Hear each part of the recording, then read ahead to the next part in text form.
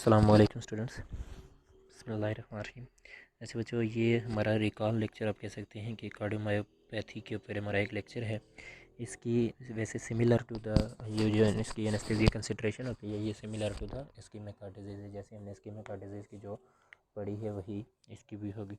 Secondly ये है कि मैंने अभी एक पूरा चैप्टर आप लोगों को कार्डियोवास्कुलर एनेस्थीसिया के टॉपिक नाम से पढ़ाऊंगा, तो उसमें भी आप लोगों के एनेस्थीसिया कंसिडरेशन के जितने भी प्रॉब्लम्स हैं वो इंशाल्लाह हल होंगे, ठीक है। और सेकेंडली ये है कि इसके ऊपर एक पेपर भी प्रेजेंट करने की कोशिश करूँगा मैं, लेकिन ये है कि पेपर मिलने पे डिपेंड करता है। वो रिसर्च पेपर मिल गया तो मैं करूँगा, लेकिन जितने भी रिसर्च पेपर मिलते हैं तो वो इसको इस्कीमिक हार्ट डिजीज़ के साथ कंबाइन करके ही मिलते हैं, यानी कि अलग से कोई इतना इसकी स्पेसिफिक एनेस्थीसिया कंसिडरेशन नहीं है। Similar to the ischaemic heart disease ही इसकी होती है, ठीक है। तो ये टॉपिक जितना आज मैं पढ़ा रहा हूँ ये इतना ही सफिशेंट भी हो सकता है, और इसके ऊपर मैं मज़ीद भी इसको एक्सटेंड कर सकता हूँ। वो depending upon the availability of time line and material जो मुझे रिक्वायर्ड है। वो अगर हमें रिसर्च पेपर वगैरह मिल जाता है तो ठीक, नहीं तो आपका एनेस्थीसिया कंसिडरेशन का एक चैप्टर अलग से मैंने करवाना है। उसके अंदर ये एम्बिग्विटीज़ वगैरह जो होंगी वो हल हो जाएंगी, ठीक है। So there should be no any doubt about this, ठीक है। तो कार्डियोमायोपैथी जैसे आप लोग पहले भी पढ़ के आए हुए हैं, कार्डियोमायोपैथी इसके भी 3 पार्ट आप कह सकते हैं बनते हैं। कार्डियो से मुराद जो है वो हार्ट है, मायो मसल को कहते हैं, पैथी इनलार्जमेंट को कहते हैं, यानी इनलार्जमेंट ऑफ द सेल, ठीक है। तो इसलिए हम कहते हैं कि cardiomyopathy refer to a disease of the heart muscle, ठीक है। ये बेसिकली हार्ट के मसल्स की एक डिसीज़ होती है। In cardiomyopathy the heart muscle become enlarge thick rigid, ठीक है। 3 कैटेगरीज इसके अंदर आ जाती हैं कि हार्ड भी हो जाते हैं ये, ठीक है, रिजिड भी हो जाते हैं और थिक हो जाते हैं, ठीक है। यानी कि एक टफ सा मटेरियल का बन जाता है, और जिसकी वजह से ब्लड को पंप करना इनके लिए मुश्किल हो जाता है, ठीक है। In rare cases the muscles in the heart is replaced with the scar tissue, ठीक है। और बाज़ दफ़ा इस तरह के जो है वो स्कार्स बन जाते हैं हार्ट के ऊपर, ब्रेक डाउन होकर निक्रोसिस वगैरह हो जाती है, ठीक है। तो इसकी अगर हम टाइप देखें तो there are 3 main type of inherited cardiomyopathy. एक ऐसी कार्डियोमायोपैथिक प्रॉब्लम जो फैमिली टू फैमिली जो है वो प्रिवेल करती है, वो उसकी अगर हम बात करें तो इसकी 3 टाइप होती हैं, ठीक है। उसके अंदर सबसे पहले जो है वो हाइपरट्रॉफिक कार्डियोमायोपैथी है, ठीक है। हाइपरट्रॉफिक जिस तरह की आपको पता है कि इनलार्जमेंट हो जाती है किसी एक चैम्बर के, ये चैम्बर्स की डायलेटेड कार्डियोमायोपैथी जो कार्डिक चैम्बर्स हैं वो डायलेट कर जाएंगे। या इरिथमोजेनिक राइट वेंट्रिकुलर कार्डियोमायोपैथिक, तो जो हार्ट का मेन चैम्बर है, यानी कि इसका जो राइट वेंट्रिकुलर राइट जो है वो वेंट्रिकल, उसकी इनलार्जमेंट हो जाती है। वो जो आपके लंग्स को जो है वो हार्ट पंप कर रहा होता है, उसके अंदर जो है वो इनलार्जमेंट हो जाती है, ठीक है। तो हाइपरट्रॉफिक कार्डियोमायोपैथी जैसे आपको पता है, नाम खुद शो कर रहा है कि hypertrophic cardiomyopathy is a condition in which a portion of the heart becomes thickened without the obvious cause, ठीक है। बगैर किसी मेन काज के जो है वो हार्ट के चैम्बर जो हैं वो लार्ज हो जाते हैं, ठीक है। This result in the heart being less able to pump the blood effectively, ठीक है, जिसकी वजह से हार्ट ब्लड को लेस इफेक्टिवली पंप करता है, ठीक है। तो complication include the heart failure, irregular heart beat और सडन कार्डिक डेथ जो है वो इसकी कम्प्लिकेशंस के अंदर आती है, ठीक है। सिमिलरली जो है डायलेटेड कार्डियोमायोपैथी की अगर हम बात करें तो dilated cardiomyopathy is a condition in which the heart's ability to pump the blood is decreased, ठीक है। यानी कि इसके अंदर हार्ट की एबिलिटी जो है ब्लड को पंप करने की एबिलिटी कम हो जाती है। Left ventricle is pump is decreased because the heart's main pumping chamber left ventricle is enlarged and weakened, ठीक है। इसमें होता क्या है बेसिकली कि लेफ्ट वेंट्रिकल जो होता है वो साइज़ में बड़ा हो जाता है, और आपको पता है कि हार्ट जो है एक स्पेसिफिक कार्डिक कैविटी के अंदर होता है। एक स्पेसिफिक साइज़ से जब वो बड़ा हो जाता है तो ब्लड को पंप करते हुए प्रॉब्लम होता है, ठीक है। तो in some cases it prevents the heart from relaxing the feeling and filling the with the blood as it should, ठीक है। तो बाज़ दफ़ा क्या होता है कि ना सिर्फ इसकी ओपनिंग डिफ़िकल्ट हो जाती है, बल्कि क्लोजिंग यानी कि रिलैक्सेशन भी जो है वो मुश्किल हो जाती है, ठीक है। और थर्ड वन जो है एरिथमोजेनिक राइट वेंट्रिकुलर कार्डियोमायोपैथी के अंदर जो है वो जो टाइप है is a rare disease of the heart muscle. Arrhythmogenic cardiovascular cardiomyopathy जो होती है is inherited condition which means that it is passed to the family, ये भी फैमिली टू फैमिली प्रिवेल करती है। It is caused by the change in the mutation in one or more gene, ठीक है। ये एक से ज़्यादा जीन के अंदर प्रॉब्लम होता है। और इसके अंदर होता क्या है कि बेसिकली जो राइट आपका चैम्बर होता है, राइट वेंट्रिकल होता है, वो साइज़ में बड़ा हो जाता है, ठीक है। तो इसकी काजेज़ अगर आप देखें तो काजेज़ में जो है वो long term high blood pressure हो सकता है, क्योंकि long term high blood pressure के अंदर क्या होता है कि हार्ट को नॉर्मल से ज़्यादा वर्क करना पड़ता है, ठीक है। नॉर्मल से ज़्यादा वर्क करना पड़ता है किसके खिलाफ? सिस्टेमिक वस्कुलर रेजिस्टेंस के खिलाफ, इंक्रीज सिस्टेमिक वस्कुलर रेजिस्टेंस के खिलाफ इसको काम करना पड़ता है, ठीक है।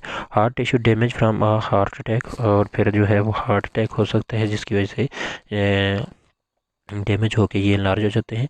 क्रोनिक रैपिड हार्ट रेट, और जो है वो क्रोनिकली अगर हार्ट रेट जो है वो नॉर्मल से बहुत ज़्यादा है, 100 से ज़्यादा रह रही है, तो उसकी वजह से हार्ट की एक्सरसाइज बहुत ज़्यादा हो जाती है, मोर देन नॉर्मल एक्सरसाइज होती है, जिसकी वजह से आपको पता है कि एक्सरसाइज की वजह से मसल लार्ज हो जाते हैं, ठीक है। हार्ट वाल्व प्रॉब्लम, हार्ट के वाल्व की वजह से भी जो है वो सिस्टेमिक वस्कुलर रेजिस्टेंस बढ़ती है, या आपको जो valve one way flow valve होता है उसके खिलाफ उसको काम करना पड़ रहा होता है, तो अब वो क्योंकि रिगार्ज कर रहे होते हैं तो डबल वर्क करना पड़ रहा होता है हार्ट वाल्व के खिलाफ, उसकी वजह से जो है वो ये होता है, ये लार्ज हो जाता है, ठीक है। Metabolic disorder such as the obesity, thyroid disease और द डायबिटीज़। ओबेसिटी, क्योंकि अब बंदे को जो है वो मैस बॉडी का बढ़ा हुआ होता है, और बढ़े हुए मैस की वजह से बंदे को ज़्यादा जो है वो क्या चाहिए होता है, ब्लड वॉल्यूम चाहिए होती है टू द लार्ज एरिया, ठीक है। तो जिसकी वजह से हार्ट को अपनी वर्किंग एफिशिएंसी जो होती है वो इंक्रीज़ करनी पड़ती है, तो जिसकी वजह से उसकी इनलार्जमेंट हो जाती है। इसी तरह थायराइड डिजीज़ के अंदर मेटाबॉलिक रेट बढ़ा हुआ होता है, डायबिटीज़ के अंदर जो है वो इसको वर्क एक्सटेंड करना पड़ता है अपना, ठीक है जी। तो इन कंडीशन की वजह से जो है वो कार्डियोमायोपैथी होती है, ठीक है। सिमिलरली अगर आप साइन सिम्टम्स देखें तो साइन सिम्टम्स के अंदर आपके पास ब्रीथलेसनेस विद एक्सर्शन और इवन एट रेस्ट, ठीक है जी। तो ब्रेथलेसनेस होती है, बंदे को सांस लेने में प्रॉब्लम होती है बैठे बिठाए भी, और उसके अलावा जब एक्सर्शन हो कोई एक्सरसाइज वगैरह होता है। इसकी वजह क्या है कि अगर आप इन लंग्स की और ये इसकी कंडीशन के ऊपर गौर करें तो ये लंग्स के अंदर इस तरह से जो है वो कार्डिक जो है वो ये हार्ट जो मौजूद होता है, ठीक है। कार्डिक कैविटी के अंदर यहाँ पे हार्ट मौजूद होता है, तो एक स्पेसिफिक कैविटी है, अगर ये लार्ज हो जाएगा तो ये लंग्स के ऊपर प्रेशर डालेगा, लंग्स के ऊपर जब प्रेशर डालेगा तो सांस लेने में डेफिनेटली प्रॉब्लम होगा, ठीक है। Swelling of the lungs, ankles and the feet, तो इसकी वजह से होता है क्या है कि जो कार्डिक रिटर्न्स होते हैं वो डिक्रीज़ हो जाते हैं, ठीक है। लंग्स की तरफ से भी और हार्ट की तरफ से भी, फीट्स की तरफ से भी, और जो है एंकल वगैरह की वजह से, जिसकी वजह से उनकी स्वेलिंग होती है। Bloating of the abdomen due to the fluid buildup, अब जो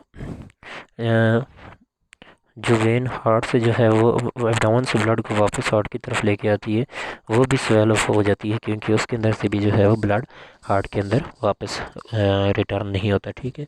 कफ वाइल लेइंग डाउन, जब बंदा लेटा हुआ होता है तो कफिंग भी होती है, फटीग होती है, और heart beat that feel rapid pounding और द फ्लटरिंग, हार्ट बीट जो है वो फ्लटर कर रही होती है, इंक्रीज और डिक्रीज जो है वो रैपिडली या सडनली हो रही होती है। चेस्ट डिस्कम्फर्ट और द प्रेशर, चेस्ट के ऊपर एक हैवीनेस होती है, क्योंकि कैविटी के ऊपर जो है वो कैविटी के अंदर इनलार्ज हार्ट पड़ा होता है जो आपके लंग्स के ऊपर प्रेशर डाल रहा होता है, ठीक है। और ट्रीटमेंट अगर आपने देखें तो heart healthy lifestyle changes of exercise करें, इसको डाइट के अंदर चेंजेस लाएं, उसकी जो है और रॉयल या एल्कोहलिज्म या जो रॉयल लाइफ होती है उसको चेंज करें, ठीक है। फूड इनटेक के ऊपर नज़र रखें, फ्रूट्स वगैरह ज़्यादा यूज़ करें, ठीक है। Medication including those use to treat the high blood pressure, ठीक है। एंटी हाइपरटेंसिव ड्रग्स जो है वो आप यूज़ कराते हैं, ठीक है। अब ये एंटी हाइपरटेंसिव ड्रग्स में आपको पढ़ा के आए हुए हैं। प्रिवेंट वाटर रिटेंशन, ठीक है जी। आप क्योंकि इसके अंदर हार्ट के जो मसल्स होते हैं वो अगर इनका रिटर्न बहुत ज़्यादा बढ़ जाएगा तो ये ज़्यादा इनलार्ज होगा, क्योंकि आपको पता है ना कि अभी एक चीज़ हम पढ़ के आए हुए हैं कि ये जो चैम्बर्स होते हैं ये ब्लड को पंप करने में भी नाकाम होते हैं, ठीक है।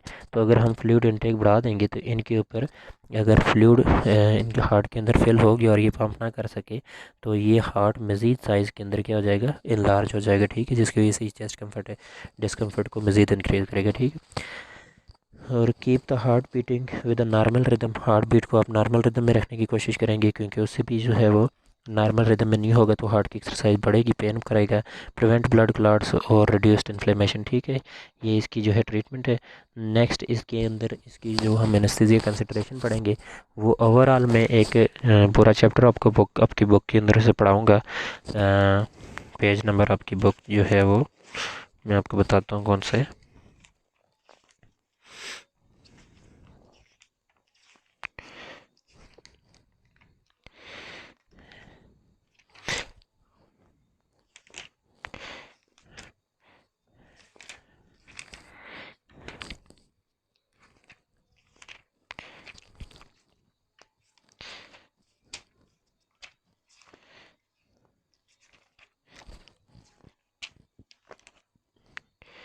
ये आपका चैप्टर नंबर 22 है, ठीक है जी। 435 ये पूरा चैप्टर है हमारा एनेस्थीसिया कंसिडरेशन के वाले से, एनेस्थीसिया या कार्डियक एनेस्थीसिया को ये हम डिटेल में पढ़ेंगे, तो उसके अंदर कार्डियोमायोपैथी को भी हम टच करेंगे, ठीक है।